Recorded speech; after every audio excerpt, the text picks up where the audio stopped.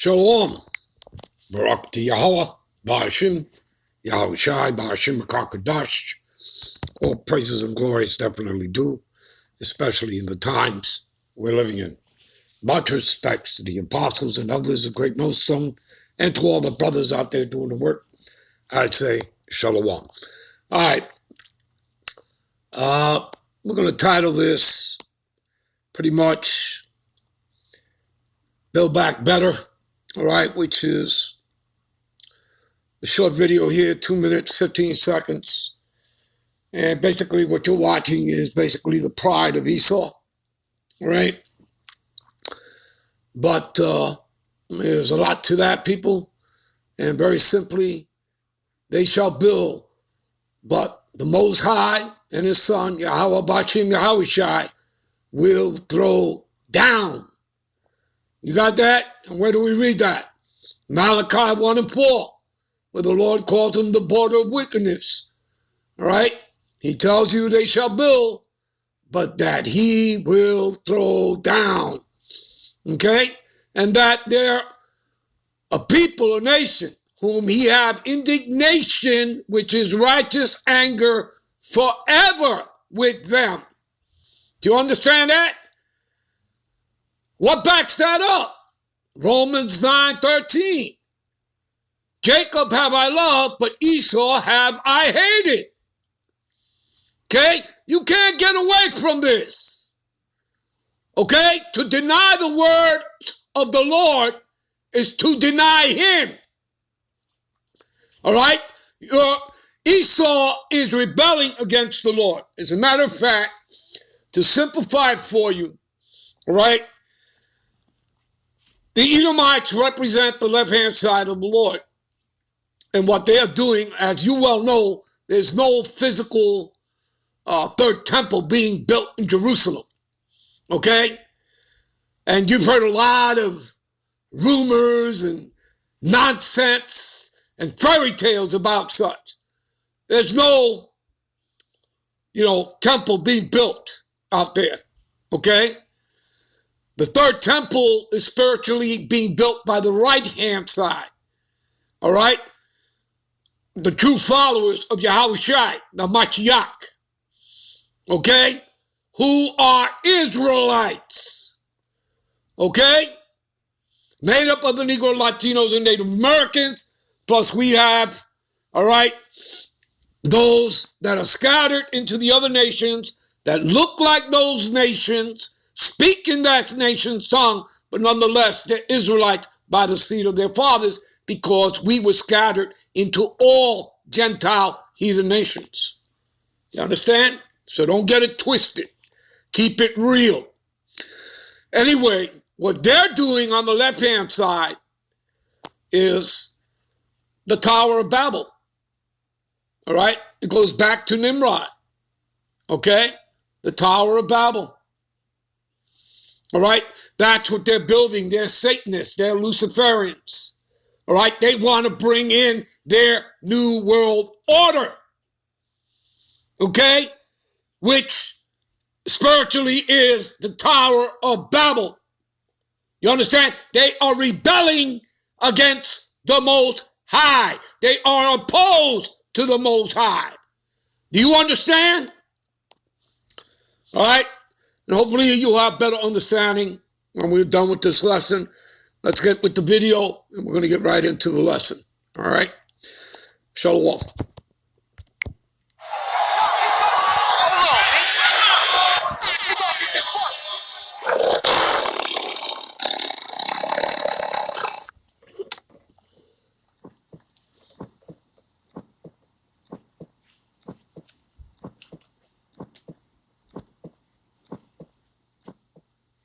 It's a very pertinent question to ask, how do we build back better? To build back better or whatever. We have a chance to reset the clock and build back better than before. To build back better than before. Remember the terrible damage of COVID as we try to build back from this global pandemic. Joe Biden calls it build back better. Build back better. Building back better. To do things differently. To build back better. We're going to build it back better. my plan to build back better. Start taking all the problems that have been created in education and mental health and start to build back in a positive way. I have launched a booklet called Build Back Better, written after coronavirus. It's about building this country back better. Growing conspiracy following it. It is called the Great Reset. Unprecedented opportunity to rethink and reset the ways in which we live. The great opportunity for reset. The theory even calls Mr. Biden's campaign slogan, Build Back Better, a front for the conspiracy. Build back better. Building back better our economy. Build back better.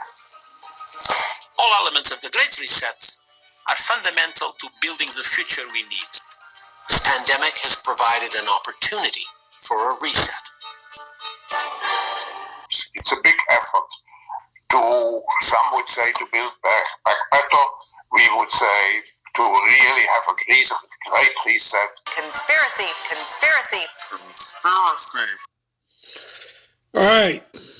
All right, give me a minute. All right, you saw the video, and you see that's all about their pride, and many scriptures came to my mind. All right, I don't know about y'all, but, you know, those of us in this truth, that's what happens. Many scriptures come to mind. All right, now, what you are witnessing is their pride and witnessing an enchantment. Okay? All right? Let's see here. Let's go to Obadiah right here, where we're at, verse 3 and 4, which is just one chapter. What does it say here? The pride of thy heart have deceived thee, thou that dwellest in the clefts of the rock. That's where they come from. That's where the Caucasus Mountains of Georgia, Russia, right? Caucasus, that's where you get the word Caucasian from, okay? Which means cave dweller, all right? And they'll tell you that themselves, all right? Because that's where they come from, all right? And Petra, Mount Seir. Petra means rock, all right? So the clefts of the rock, all right? Mount Seir, also known as Petra, all right? That's where the Edomites are from, okay? Southeast of Israel, all right? Matter of fact, it's been in the Indiana Jones movie. I think the one where Sean Connery is playing the father of Indiana Jones. That's where the cup is being held, supposedly. You know, the cup of the Hamashiach, all right? And it's also been in one of the Transformer movies. I forget which one that was, all right? Anyway, so the pride of thy heart have deceived thee, thou that dwellest in the clefts of the rock, whose habitation is high. There's skyscrapers, all right? That saith in his heart, who shall bring me down to the ground? You see that?